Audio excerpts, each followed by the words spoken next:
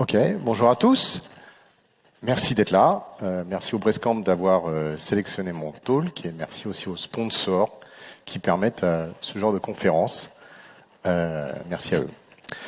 Alors, en octobre 2023, Google et Yahoo ont annoncé qu'ils allaient durcir les règles d'envoi de mail à destination des domaines hébergés sur leur serveur. Et ceci à compter de février 2024. Dans les faits, c'est plus avril 2024. Mais voilà, c'est comme ça. C'est facile quand on héberge plus de 2 milliards de boîtes mail. C'est ce que représentent à peu près Yahoo et Google ensemble. Beaucoup plus Google que Yahoo d'ailleurs. C'est facile d'imposer de nouvelles règles aux autres. L'intention est louable, c'est bien sûr de lutter contre le spam et les autres tentatives de phishing que vous recevez malheureusement dans vos boîtes mail. Mais du coup, je me suis posé la question de savoir est-ce que il était encore possible, en tant que particulier ou même petite entreprise, d'héberger son propre serveur de messagerie. Sur la photo, c'est Ray Tomlinson qui est la première personne à avoir réussi à envoyer un message d'une machine à l'autre. Alors, qui parmi vous a déjà ouvert un fichier sendmail.cf ? Ok, la blague, c'est qui l'a fait une deuxième fois ? Généralement, non. Ok, aujourd'hui, on ne va pas parler de configuration de SendMail, ni de postfix, ni de Exim, ni de Dovecoat, et encore moins de Microsoft Exchange. Ok, on n'est pas là pour parler de ça. J'en aurai des pistes plus tard. Je me présente, je m'appelle Hugues Lepesant. Je travaille chez Claranet en tant qu'ingénieur technique WebOps. J'ai eu ma première email en 1996. Et j'héberge mon propre serveur de messagerie depuis 2007. Alors, j'aurais bien aimé que l'animation soit complète. Hop. Voilà. Donc, voilà, en 1982, le projet ARPANET a bien grandi. Il était né dans les années 60 et on a à peu près 300 ordinateurs qui sont connectés. Ça n'est pas encore tout à fait l'Internet que vous connaissez. Il est réservé principalement aux universitaires, aux militaires et à quelques entreprises de la tech de l'époque. D'accord ? Parmi les services déployés sur ce réseau, il y en a un qui est particulièrement et massivement adopté par les utilisateurs. C'est la messagerie électronique. Là encore, ce n'est pas tout à fait la messagerie électronique que vous connaissez. Voici une adresse email qui date de 1976. Il y a une chose qui manque, il n'y a pas la partie TLD du nom de domaine, c'est directement le nom de la machine. Là, c'est une machine qui était dans le laboratoire de Computer Science and Artificial Intelligence du MIT, et c'est l'adresse de Richard Stallman. Ça fait plaisir de l'avoir doxé en 2024. Donc voilà.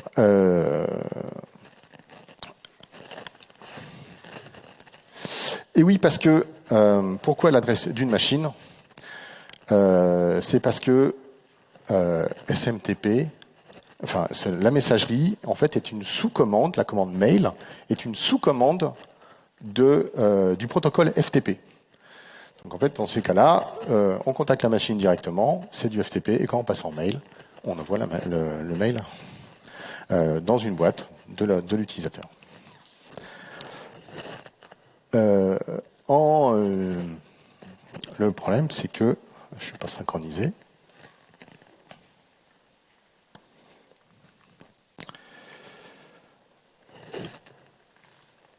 Hop, voilà. Donc,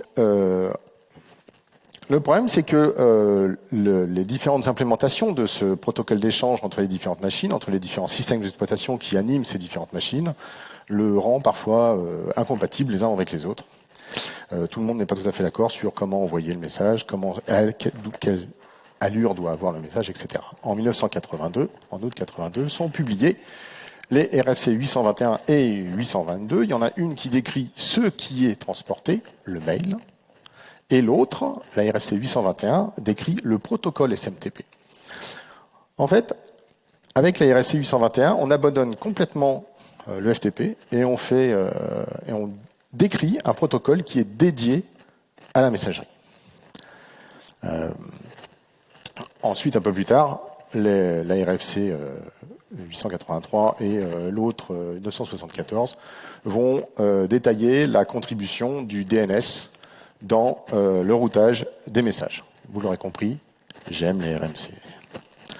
Depuis, ces RFC ont été complétées, elles ont été agrémentées, elles ont été enrichies pour répondre aux besoins et à l'évolution de la messagerie électronique.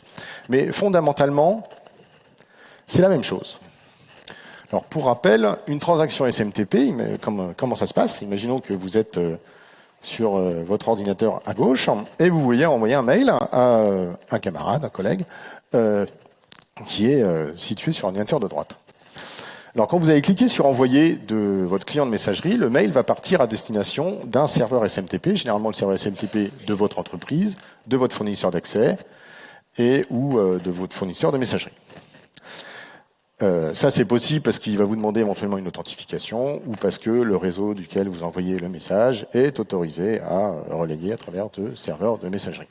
Le serveur SMTP, qu'est-ce qu'il va faire? Il va prendre l'adresse email, il va la découper, il va prendre la partie domaine et il va rechercher, c'est là que la partie DNS est importante, il va rechercher pour le nom de domaine de l'adresse email du destinataire quels sont les MX, les serveurs de messagerie, les mail exchangers, qui portent le service de messagerie du domaine en question. Pour faire ça, il fait une requête DNS.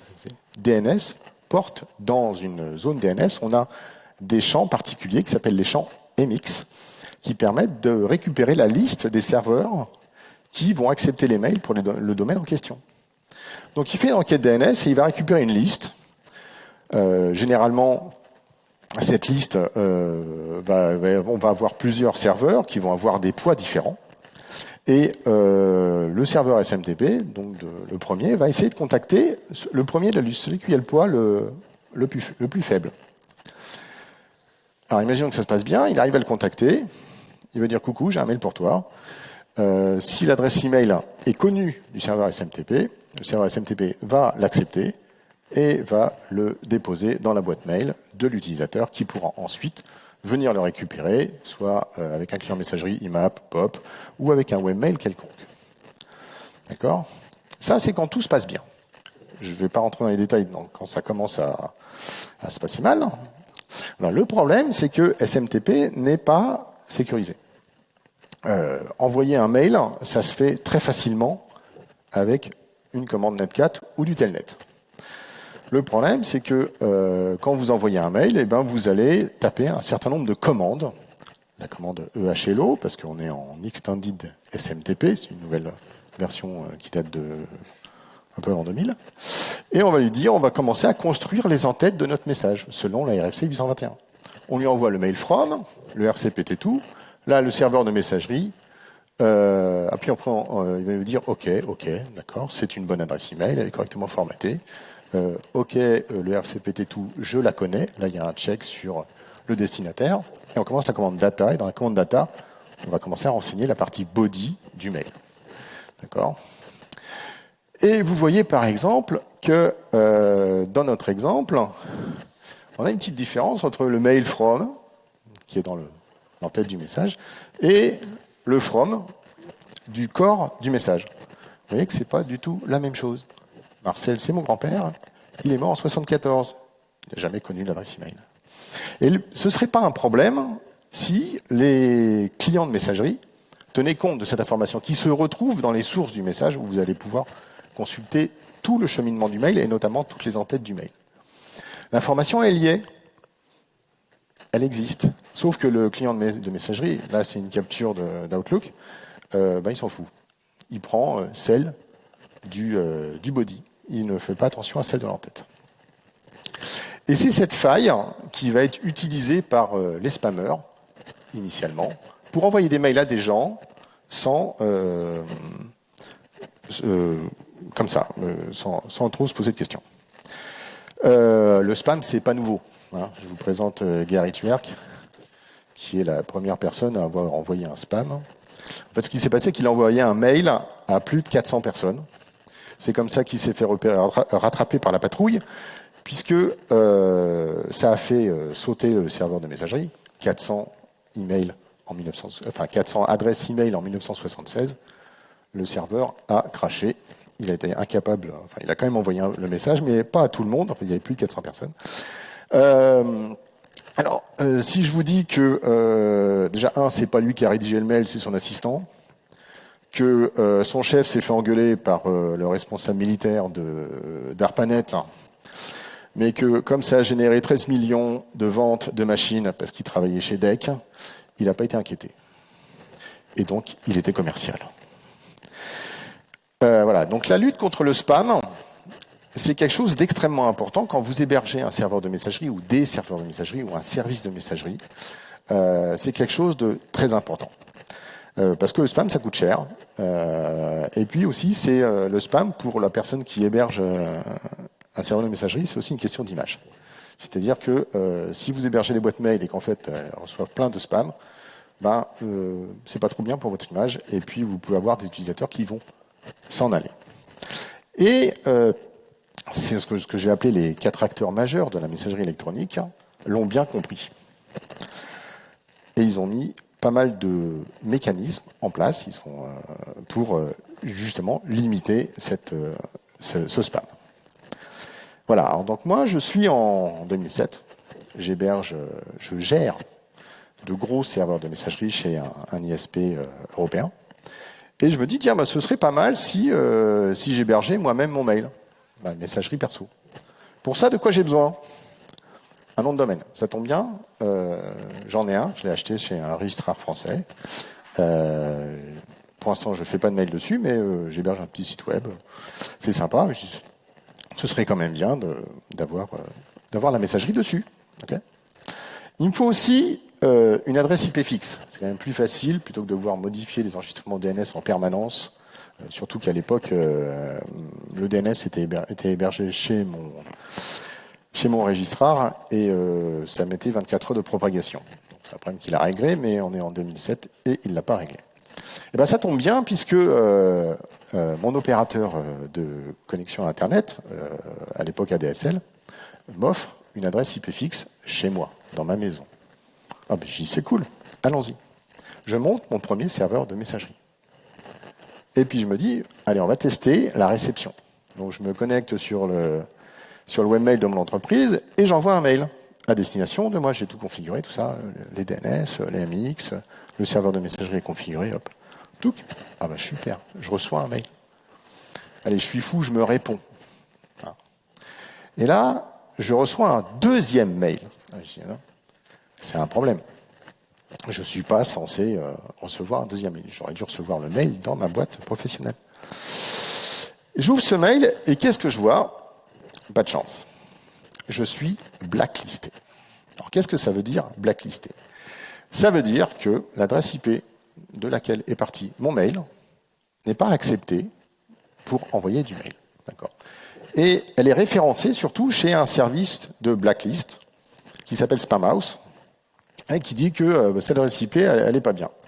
Alors, qu'est-ce que c'est que les serveurs de blacklist, ce qu'on appelle les DNSBL?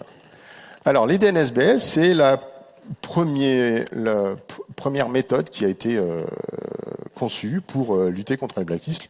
L'idée, c'est de dire tous les ordinateurs sur Internet ne sont pas légitimes pour envoyer du mail. Il y en a certains plus que d'autres. Et voilà. Alors, comment ça se passe? Quand un serveur SMTP reçoit un mail, il va interroger un serveur de blacklist. Alors ça, c'est dans sa configuration. Il y a plein de serveurs de blacklist qui existent. Et il va faire une requête DNS. En disant, il va construire une requête DNS en prenant l'adresse IP du serveur qui lui a été envoyé dans l'entête IP, etc. Et il interroge le serveur de blacklist. S'il n'a pas de réponse, vous pouvez simuler l'interrogation d'un serveur de blacklist avec une requête DIG. S'il n'a pas de réponse, c'est que l'IP en question n'est pas référencé et donc il va accepter le mail. S'il a une réponse, c'est pas bon signe. En fonction des serveurs de blacklist, vous allez avoir des codes d'erreur qui vont en fait être retranscrits sous la forme d'adresse IP en 127.00x et ça va vous donner une indication de pourquoi votre serveur est bloqué. Donc si vous avez une réponse, c'est pas bon, votre mail partira pas. Et en fait, là, ce qui se passe, c'est que mon adresse IP, en fait, elle est référencée comme étant une adresse IP fournie de ce qu'on appelle de manière dynamique par mon opérateur. C'est une adresse IP à usage personnel, particulier. Et donc cette adresse IP, les serveurs de Blacklist vont interroger notamment les databases du RIPE pour récupérer en fait ces informations-là. Vous avez ici un exemple de 6 opérateurs français qui, dans la description de la database du RIPE, indiquent clairement que le range d'adresse IP qui est dans cette database est un range qui va être utilisé avec un usage résidentiel. Quand vous êtes un professionnel et que vous fournissez de l'accès ADSL ou fibre professionnelle, vous attribuez des IP qui ne sont pas dans ces ranges-là. Mais là, pas de bol, je suis qu'un pauvre petit résidentiel et mon adresse IP est là-dedans. C'est comme ça une des manières que les serveurs de Blacklist ont pour renseigner leur base de données d'IP qui ne sont pas légitimes à envoyer du mail. L'autre manière de faire, et on le retrouve chez quelques opérateurs de Blacklist, c'est de monter ce qu'on appelle des honeypots, c'est-à-dire des pots de miel. On installe un serveur OpenRelay, alors c'est vachement simple, parce que jusqu'en 2000, vous prenez n'importe quel BSD, vous l'installiez, il y avait un SendMail qui était OpenRelay. Le premier travail d'administrateur de messagerie, c'était justement qu'il ne soit plus OpenRelay. Donc vous installez un serveur OpenRelay, puis vous attendez. Rapidement, le port 25 se fait scanner, et là, vous avez plein de mails qui arrivent. Donc si vous avez plein de mails qui arrivent, vous avez les IP des gens qui l'envoient. Comme votre serveur n'est pas censé relayer du mail, vous vous dites c'est des gens qui essayent de relayer à travers moi. Et donc du coup, vous avez les IP, vous pouvez renseigner les bases de Blacklist. C'est assez efficace. Il y a d'autres techniques pour du honeypot, ça ne s'adresse pas uniquement au SMTP, vous pouvez l'avoir pour du SSH, etc. Ok. Donc la question, c'est comment est-ce que je me fais pour me débloquer? Parce que c'est un petit peu ennuyeux, je ne vais jamais pouvoir envoyer de mail. Donc là, une des premières manières, c'est d'aller contacter, dans ce cas-là, Spamhaus, c'est de leur dire, voilà, non, mais je suis quelqu'un de gentil, les mails que j'envoie, ils sont légitimes, c'est pas du spam, etc. Bon, le problème, c'est que des serveurs de Blacklist, il y en a plein, et je vais pas passer ma vie à faire des demandes de déblacklistage à chaque fois que j'ai blacklisté quelque part.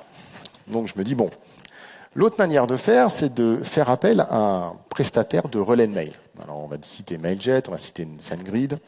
À mon niveau, c'est tout à fait acceptable parce que tous, ils ont une offre, ce qu'ils appellent free tier, c'est-à-dire que vous pouvez envoyer un certain nombre de mails par jour ou par mois sans que ça vous coûte 1 euro. Mais c'est pas mon idée. J'ai vraiment envie d'avoir mon serveur de messagerie et que celui-ci soit complètement opérationnel et que je n'ai pas besoin de faire appel, en tout cas, faire appel à un service comme celui-là.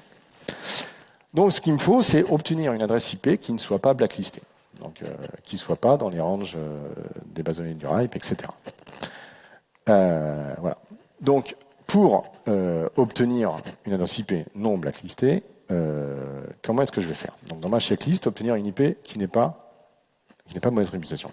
Alors, pour ça, je vais faire appel à je vais héberger mon serveur de messagerie quelque part sur Internet auprès d'une entreprise, si possible française, qui permet d'avoir des serveurs avec un Linux dessus et que je peux configurer. Donc c'est ce que je fais. Donc je réinstalle mon serveur de messagerie, je reconfigure mes comptes, super. Je fais le premier test, j'arrive à envoyer du mail. Génial. Le seul problème, c'est que j'ai un port 25 ouvert sur Internet, ça n'a pas raté, je reçois plein de spam. Bon, je me dirais c'est pas grave, mais j'ai un petit réflexe professionnel qui me dit bon, on va installer une solution antivirus anti-spam. Hop, comme ça, au moins, ce sera filtré et comme ça, j'aurai moins de spam dans ma boîte mail. Donc du coup, j'ai 2 serveurs qui sont connectés sur Internet. Ils ne sont pas au même endroit, c'est fait exprès. Et le serveur MX de mon domaine de messagerie, en fait, c'est mon serveur antivirus anti-spam. Et je reçois mes mails et je peux en envoyer. Donc checklist, hop. Avoir un nom de domaine, avoir une IP avec bonne réputation, on croise les doigts quand on prend une IP chez quelqu'un. Et pour un peu plus de tranquillité, on installe une solution antivirus anti-spam qu'on fait pointer comme MX. Et là, tout fonctionne très bien. Pendant des années, service fonctionnel. J'ai même migré ma messagerie sur une autre solution de messagerie, tout en gardant le même nom de domaine et la même architecture. J'ai même hébergé la messagerie de mon frère, qui est plombier. Donc, c'est pas du tout son domaine, mais il est quand même bien content de trouver un truc qui fonctionne. Jusqu'au jour où ma femme me dit, je reçois plus les mails de mon frère. Non, mon frère ne reçoit plus mes mails. Alors, quand elle m'appelle par son prénom, généralement, c'est que ça pue. Je vous le dis tout de suite. Alors, je me renseigne. En fait, je m'aperçois que son frère il a une adresse email chez Yahoo. Ouais, j'ai essayé de jouer la mauvaise foi. Ouais, tu sais, Yahoo, la messagerie, c'est pas trop leur truc, etc. C'est pas passé. Et donc, du coup, je me dis, qu'est-ce qui se passe? Parce qu'en plus, je n'avais strictement aucun message d'erreur. Donc, j'ai commencé à regarder un petit peu, parce qu'en fait, j'ai rencontré le problème de manière assez récurrente avec ces quatre-là. Et je me suis dit, tiens, qu'est-ce qui se passe? Qu'est-ce qu'il faut mettre en place pour que ces quatre-là acceptent les mails qui viennent de mon serveur de messagerie, qui envoie 10-20 mails par jour, c'est pas vraiment un spammer. On s'aperçoit en fait qu'ils ont mis plein de règles, plein de mécanismes à vérifier, donc plein de contraintes qu'on doit valider les unes derrière les autres pour pouvoir envoyer du mail. Alors premièrement, on doit mettre en place un reverse DNS, c'est-à-dire que le DNS, vous savez tout ce que c'est ce qui fait correspondre un nom à une IP. Le reverse, c'est l'inverse, ce qui fait correspondre une IP à un nom. Ça s'appelle un enregistrement PTR.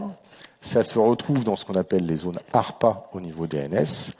Et ces zones ARPA sont gérées par les gens qui vous donnent la connectivité à Internet. Donc, j'ai de la chance, l'entreprise qui me permet d'héberger mon serveur de mail me permet aussi de mettre en place un reverse DNS. Donc, je lui mets le même nom que mon serveur de messagerie. Et ça, c'est réglé, ça passe. Comment ça fonctionne? Comment est-ce que le serveur SMTP en face fonctionne? Toujours pareil, c'est une requête DNS. Il reçoit un mail, il interroge, est-ce qu'on a un enregistrement TPTR qui correspond, qui existe, qui ne soit pas quelque chose de complètement farfelu, si possible au plus proche de l'enregistrement dans l'autre sens. S'il y a un enregistrement PTR, on accepte le mail. S'il n'y en a pas, on ne l'accepte pas. Hop, envoie. Et ça, c'est assez silencieux. Vous n'avez pas de message d'erreur disant votre mail a été refusé. Donc, je rajoute dans ma checklist, créer un reverse DNS, etc. Et il y a d'autres mécanismes qui sont mis en place. Un sympa, c'est le Thunder Policy Framework. Alors, qu'est-ce que c'est que le Thunder Policy Framework? En fait, il part du principe que si vous avez un domaine de messagerie, vous êtes censé connaître les adresses IP des serveurs qui envoient des mails en votre nom. D'accord? Donc, vous allez référencer ces IP et vous allez les créer un enregistrement SPF. On est toujours dans du DNS, donc là c'est un enregistrement de type TXT qui va s'appeler qui va avoir une version de SPF, toujours la version 1, et on va avoir différentes informations. Le MX, ça veut dire qu'il va falloir c'est le MX du domaine qui va être capable d'envoyer des mails. On va pouvoir mettre une adresse IP. Typiquement, j'ai un scanner fax qui envoie des IP à travers ma connexion Internet. Il envoie avec mon nom de domaine, donc il faut quand même que mes PDF arrivent dans mes boîtes, ce serait quand même cool. Et si je vous fais appel à un serveur de relais de messagerie, comme on en a cité tout à l'heure, vous allez pouvoir inclure les enregistrements SPF de ce fournisseur d'accès. Et après, vous avez un petit flag, c'est le tilde all, qui indique un petit peu comment est-ce qu'on doit se comporter si l'adresse IP n'est pas dans la liste précédente. Alors, vous pouvez être très strict. Le tilde, se dire on va accepter quand même, on va flaguer spam, mais on va accepter quand même. Et vous pouvez être très strict si vous gérez bien votre domaine. Mettez un -all, donc tout ce qui ne sera pas dans les adresses IP là sera strictement refusé. Comment ça se passe? Toujours une requête DNS, serveur SMTP récupère le truc. Il va récupérer l'enregistrement SPF. Si l'adresse IP qui se pointe correspond à ce qui est dans l'enregistrement SPF, on accepte le mail. Si ce n'est pas le cas, on ne l'accepte pas. Voilà. Donc, dans ma checklist, on a référencé toutes les IP qui sont censées envoyer des mails pour nous et créé son enregistrement SPF. Il y a d'autres mécanismes qui vont avec ça, notamment le DKIM. Là, le DKIM, c'est un peu plus intrusif, ça veut dire que c'est pas juste un enregistrement du DNS. En fait, ce qui va se passer, c'est que sur le serveur de messagerie, quand vous allez envoyer le mail, donc le premier, celui sur lequel vous allez relayer, eh ben, il va prendre une clé qui va correspondre à la clé DKIM du domaine.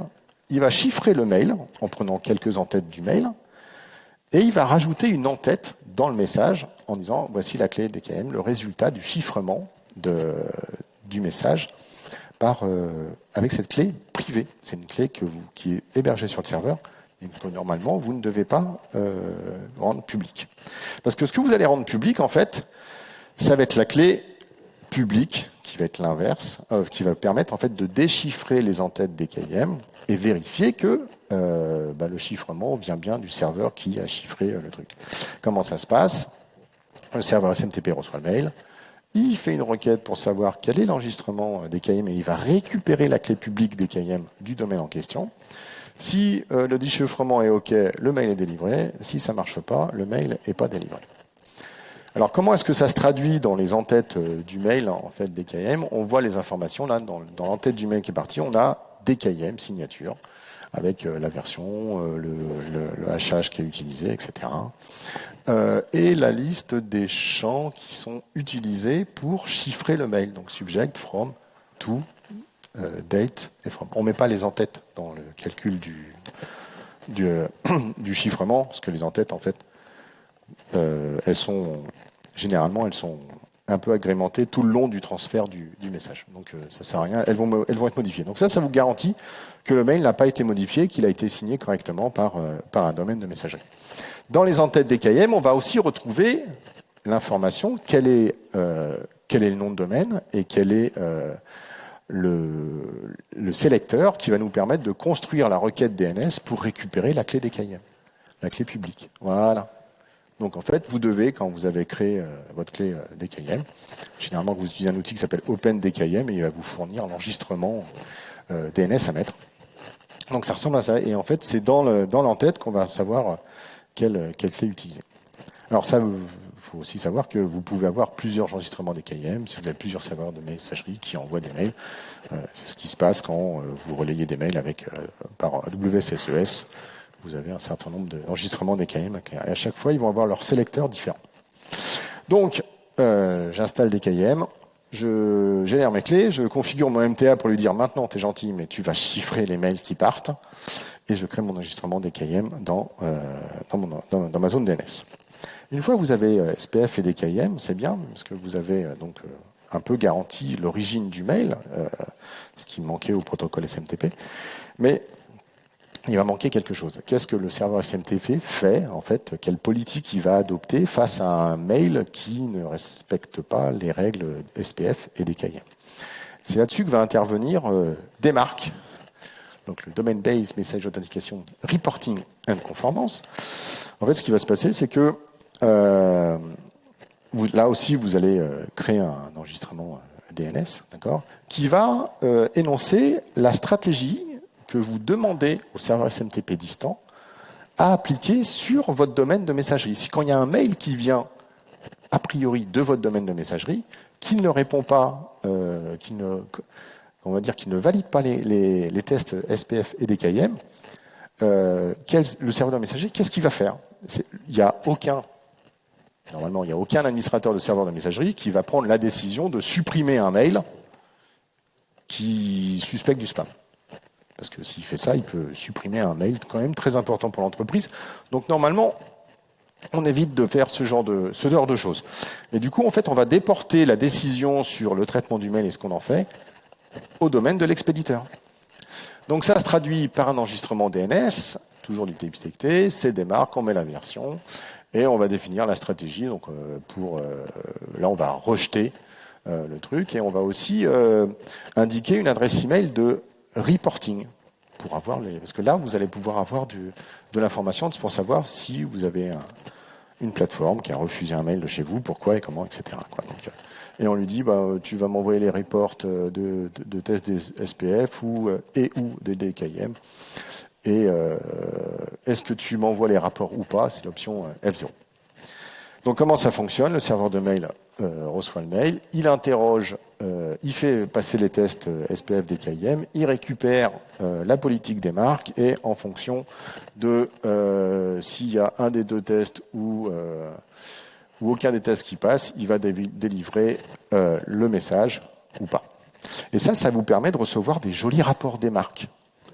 Alors, vous n'êtes pas obligé de mettre une adresse email dans des marques, c'est conseillé, surtout si vous êtes comme moi, vous essayez de débugger les problèmes. Et là, vous êtes spammé. Alors, j'ai beaucoup de Microsoft, beaucoup de Google et d'autres encore qui m'envoient des choses. Alors, ça se présente, c'est un mail tout bête comme ça, avec un joli fichier XML compressé. Donc, c'est absolument pas informatif. Heureusement, il y a des sites qui vous permettent de décompresser l'XML et de vous faire des jolis rapports comme ça avec des couleurs. Donc là, je suis tout au vert, je suis content. Le mail a été accepté par la plateforme en question. Là, c'est Outlook, c'est Microsoft. Voilà. Donc dans ma checklist, je définis ma stratégie des marques et je crée mon enregistrement des marques. Alors quand j'ai préparé ce talk, j'ai fait appel à un outil pour vérifier si ma configuration de messagerie était correcte. Donc là, celui-là, il est vraiment pas mal. Je ne sais pas si on voit le titre. Non, on le voit pas. Donc ça vous permet en fait vous lui dites, vous allez sur le site, il vous génère une adresse email aléatoire, vous envoyez un mail avec à destination de cette adresse email-là, ça mouline un petit peu, et puis vous avez un petit rapport qui s'affiche, etc. Alors, je dis super, j'ai 10 sur 10. Donc a priori, je ne devrais avoir aucun problème pour envoyer des mails. Et puis je cherche un peu, parce que je suis un mec un peu tatillon, et je me dis, tiens, on va voir s'il n'y a pas d'autres choses, d'autres tests, quand même. Et je tombe sur un autre site qui me fait à peu près le même genre de test, mais lui, il va un peu plus loin. Et notamment, il teste la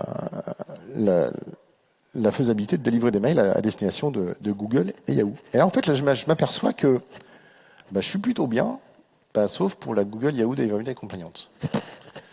Pourquoi? Je m'aperçois qu'il y a plein d'autres choses, en fait, qui peuvent faire que... Alors ça, c'est un site commercial. Derrière, ils vous vendent une prestation pour vous assurer que tout fonctionne bien. Donc forcément, ils sont un peu alarmistes. Ils cherchent à se faire de l'argent quand même. Donc, je commence à creuser encore un peu plus le problème. Et en fait, je m'aperçois que si j'envoie un mail, alors si par hasard c'est une mise de diffusion, ce qui est bien, c'est en tout cas dans une des entêtes, dans les entêtes du mail, c'est de rajouter ce qu'on appelle le unsubscribe link.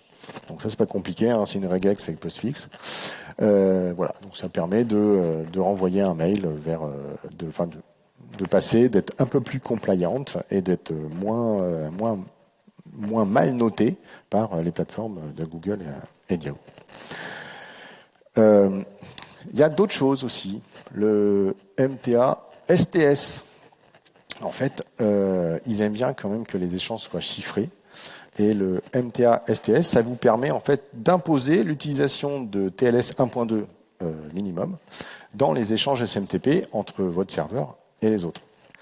D'accord ? Et pour être sûr que ce soit correct, non seulement vous allez devoir générer un certificat TLS, vous allez devoir l'utiliser, mais en plus, vous allez devoir créer une URL, enfin créer un site qui va référencer un fichier, qui va permettre de pointer sur un fichier où vous allez lister une petite information comme ça. Alors pour ceux qui font du Let's Encrypt, vous reconnaissez l'URL en well-known. C'est la même chose, c'est la même idée. Et avec ça, on va avoir aussi ce qu'on appelle du TLS RPT, donc du rapport de MTA STS. Vous récupérez ce genre d'informations. Donc là, c'est un fichier Zison. Je dirais pas que c'est plus facile à lire que du XML. Mais XML, c'est tellement années 2000, quoi, je veux dire. Bon, bref. Tout pareil, là, c'est Google qui m'envoie beaucoup de ce genre de trucs. Et il y a d'autres choses qu'ils ont mis en place. Alors, on va parler notamment du BIMI, le Brand Indicator for Message Indication. Alors, dans toutes les slides, j'ai mis les numéros j'ai pas mis les numéros de RFC, mais là, vous pouvez regarder, c'est un draft encore. Donc, c'est pas encore complètement adopté par tout le monde. C'est pas, et qu'en fait, ce qui est intéressant dans les RFC, c'est que quand vous allez regarder les auteurs, vous faites une recherche sur Internet et vous dites, tiens, où est-ce qu'ils travaillent, ces gens-là? Et en fait, vous apercevez que le mec qui a rédigé la RFC sur le BIMI, il bosse dans une boîte qui fait du marketing digital. Qu'est-ce qu'il vient foutre dans du SMTP? En fait, l'idée de BIMI, c'est de dire... Alors cette fois-ci, ça n'a rien à voir avec le serveur SMTP, c'est vraiment orienté client de messagerie. Alors client de messagerie, on va dire que 8 mails sur 10 est lu sur un smartphone, donc principalement les smartphones. Et ça s'adresse aux entreprises qui ont un petit peu d'argent parce que il faut déjà être une marque. Il faut valider les tests des marques, donc SPF, DKIM, etc. Il faut fournir sur Internet un logo de sa marque au format SVG. Et il faut acheter un certificat VMC, donc Verified Mark Certificate, qui est fourni par DigiCert, qui coûte $129 par mois et par domaine. Donc on voit rapidement que c'est pas à destination de tout le monde. Il faut créer les enregistrements DNS, comme là, où on va référencer le logo SVG et le chemin vers le certificat VMC. Alors vous vous rendez bien compte que ça s'adresse aux marques commerciales, généralement de luxe, et ça n'a qu'un objectif réel, c'est quand vous lisez votre mail, attirer votre regard sur le logo de l'entreprise. C'est un fake. BZCamp n'a pas payé $129 pour avoir son logo BIMI sur Internet. Donc voilà. Voilà à quoi ça sert, le BIMI. Donc ça nous concerne, enfin moi en ce qui me concerne, ça ne me concerne pas trop. D'autres entreprises sûrement, mais moi je ne suis pas une entreprise. Alors quand vous commencez à creuser aussi un petit peu, vous remarquez si vous êtes inscrit à des listes de diffusion, vous pouvez aussi vous dites tiens SPF, DKM c'est gentil, mais il y a quand même un truc qui merdoie. Prenons par exemple un serveur de diffusion très largement utilisé en France qui s'appelle Sympa. Désolé, c'est l'ancien logo. Quand vous envoyez un mail à une liste de diffusion, le mail arrive sur le premier serveur. Sympa va l'intercepter. Il va rajouter des choses dans le texte, une signature, un logo, etc., etc. Et en fait, on voit là qu'il y a un problème. Parce que le message va être modifié. Donc du coup, la signature DKIM ne va plus correspondre, la signature DKIM d'origine ne va plus correspondre au message. Et du coup, il y a quand même des grandes chances que déjà le test DKIM ne soit plus valide. Et ensuite, c'est le serveur Sympa qui va envoyer le mail. Vous n'êtes pas censé connaître l'adresse IP de ce serveur-là. Et donc du coup, le test SPF va pas être validé non plus. Alors pour régler ce problème-là, notamment ça a été implémenté dans Sympa en 2022, on a ajouté des entêtes supplémentaires qui s'appellent les entêtes ARC, qui permettent de confirmer que toute la chaîne de vérification et d'authentification est respectée, même si DKIM, c'est pas tout à fait ça, etc. Et donc, si les entêtes ARC sont rajoutées par le serveur Sympa, s'ils ne sont pas rajoutés, ça passe pas. Si elles sont correctement rajoutées, ça passe. Comment ça se traduit dans les entêtes? Voilà, on a différentes informations qui vont permettre de valider en fait que le mail est correct. On va retrouver la signature DKIM dans le arc SIL, etc., etc., etc. Voilà. Alors il y a un autre qui est sorti il n'y a pas très longtemps, quand même un peu.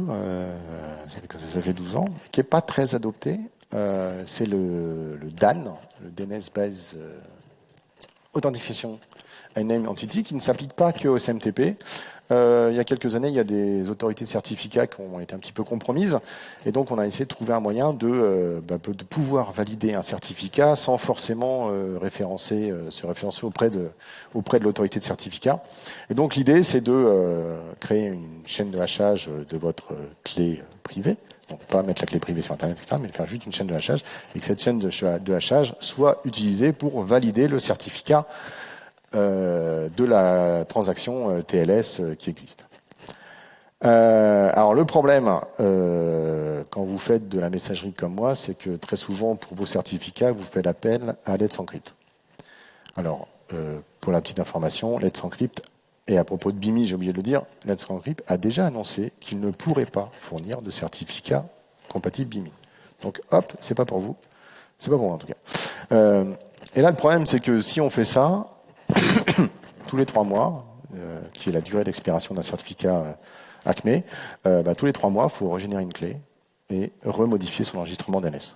Je vous rassure, rien qui ne soit exécutable par un script shell. Donc, c'est possible. Alors, pour répondre à la question, est-il encore possible d'héberger son serveur de messagerie, je vais laisser Yannick Guerne répondre. Voilà, merci, j'ai le droit d'utilisation, j'en ai encore discuté avec lui il n'y a pas longtemps. Donc c'est possible, oui, c'est un travail, c'est du boulot. Donc voilà, il faut être vigilant. Alors si vous avez ma femme comme outil de monitoring, c'est parfait. C'est génial. Maintenant j'ai mes enfants aussi, donc ça aussi c'est assez fort, mais ils utilisent moins la messagerie que nous. Voilà, alors un petit schéma quand même d'infrastructure rapide que j'ai en place. J'ai 2 serveurs MX, un primaire et un secondaire, qui sont en fait animés par AirSpamD. J'avais une autre solution il y a quelques années, et puis mon hébergeur m'a flingué ma VM.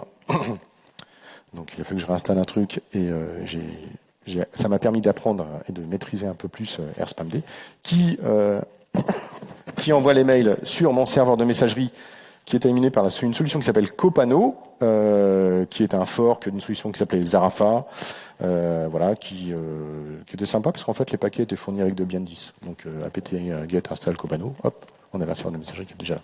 C'était cool. De l'utilité d'avoir 2 serveurs MX. Alors il y en a un qui est hébergé dans un data center en Hollande et il y a un autre qui est hébergé dans un data center à Tours, dans ma cave. Voilà. Et en fait, pourquoi est-ce que j'ai mis un serveur MX secondaire ? Parce que le premier, comme j'ai pris des petites machines, parce que ça coûte un peu d'argent, et donc de temps en temps, le RSpamD, il bouffait un peu toute la RAM, et la machine rebootait. C'était pas cool, mais bon, du coup, j'avais interaction de service, et on me l'a fait remarquer. Voilà. Donc du coup, j'en ai mis un dans ma cave qui prend le relais, et en fait, on s'aperçoit que c'est pas idiot du tout, parce que vous avez le primaire à gauche qui prend, il a quand même pris plus de 52 000 mails dans la gueule, et le secondaire, sur un temps beaucoup plus court, là, parce que c'était juste 3 jours, il a quand même pris pas loin de 600 mails, et vous voyez les statistiques, il y a quand même tout ce qui est rouge, c'est du spam vraiment flagué. La configuration, elle est relativement simple. Autre avantage d'avoir un serveur comme AirSpamD, c'est que vous pouvez lire tous les mails qui viennent de ces Twitch TV, tu les balances. Voilà, c'est un exemple, mais il y en a plein d'autres. Alors, que retenir de cette aventure ? Alors moi, ça m'a permis de continuer. Je ne fais plus de messagerie, malheureusement, depuis une douzaine d'années. Donc ça m'a quand même permis de continuer à apprendre des choses sur ce que j'aime, la messagerie électronique, et à progresser, parce que du coup, comme on met des serveurs un peu partout, on se dit tiens, on va les piloter avec Terraform, on va les configurer avec Ansible, etc. Donc c'est assez bien. J'ai envie d'écrire des rôles pour installer AirSpamD, etc. Donc c'est des rôles Ansible, c'est quand même assez sympa. Héberger sa propre messagerie, c'est un choix militant, je vais dire, politique. Voilà, je veux pas forcément avoir une messagerie qui soit dans le cloud. Donc c'est quelque chose d'important pour moi, c'est une notion de liberté. Alors je vous cache pas que cette liberté, elle a un prix financier, d'accord, et aussi en travail derrière, parce que ça nécessite quand même pas mal d'intention. Et enfin, j'ai quand même besoin de conserver une adresse email qui soit pas sur mon serveur de messagerie. Pas forcément parce que j'arrive pas à envoyer des mails, c'est que sur certains sites, notamment un site d'assurance, je ne peux pas me loguer avec mon adresse email perso. Allez savoir pourquoi, c'est comme ça. Je suppose que c'est parce qu'il me devait me rembourser de l'argent, donc je cherchais une astuce pour pas que ça marche. Et enfin, je ne peux que vous encourager à rejoindre la rébellion et à héberger votre propre serveur de messagerie. À cet effet, j'ai 2 solutions à vous proposer. IrenMail et Gros Mignot. IrenMail, c'est un script shell qui va vous installer le postfix, le dovecoat, un webmail, configurer la partie zpush qui vous permettra d'avoir les mails sur votre téléphone, configurer la partie DKIM tout d'un coup. C'est juste un script shell. Ça marche sur toutes les distributions. Et Gros Mignot, qui est un fork de Copano, qui lui est resté open source et qui fournit carrément une ISO. Vous installez vous bootez sur l'ISO, il vous pose 4 questions et vous avez votre serveur de messagerie. Et je pense que ce sera ma prochaine distribution de messagerie quand ma Debian 10 ne sera plus supportée. Ah, mais elle est déjà plus supportée. Bon, bref. Je vous remercie. Voici le QR code pour les Open Feedback. Ça fait toujours plaisir. Et si vous avez des questions, c'est le moment.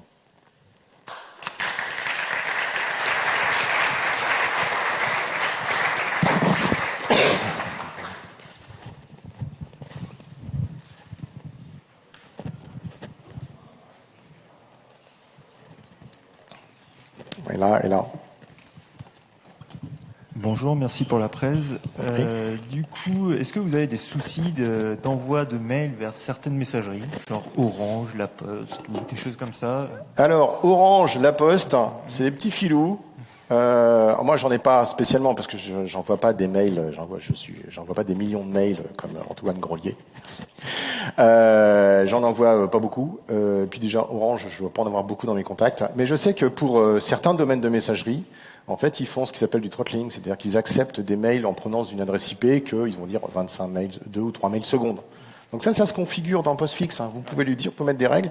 Si tu envoies un mail à la direction de Orange, vas-y mollo. Donc ça. Sauf que les règles elles changent souvent. Il faut se tenir au courant. Ouais, il faut se tenir au courant. Si vous avez des contacts chez Orange, n'hésitez pas à les questionner. C'est bien. Et puis, si vous avez l'information, diffusez. Parce que, voilà. Une autre question là, monsieur? Oui, je voulais savoir en fait dans les enregistrements DNS que tu configures où tu mets une adresse mail pour recevoir les rapports.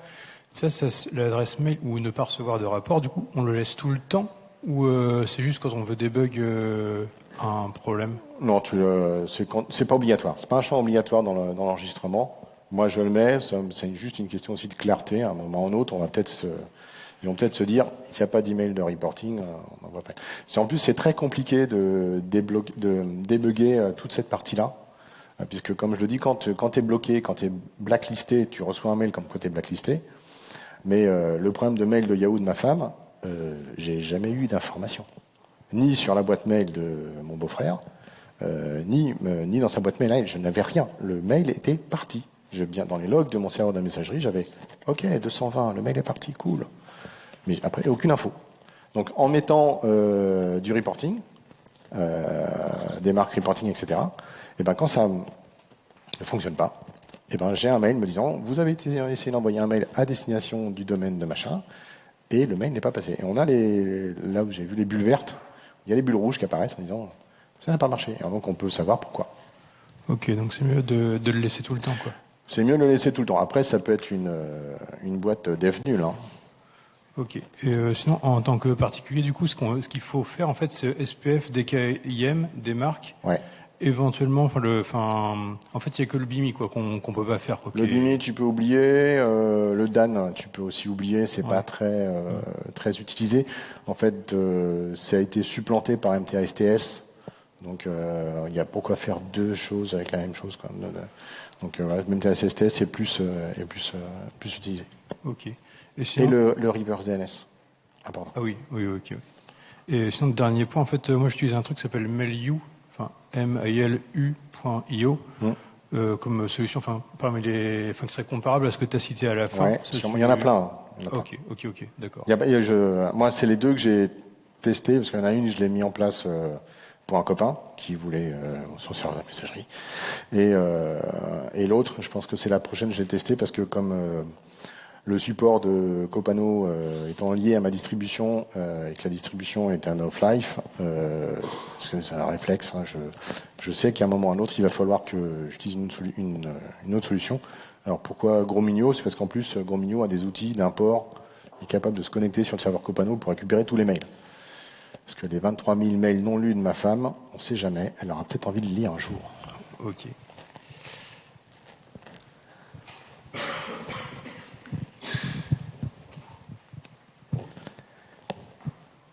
Bon, je crois que j'ai été clair. Merci à tous, et puis bonne fin de Brescamp.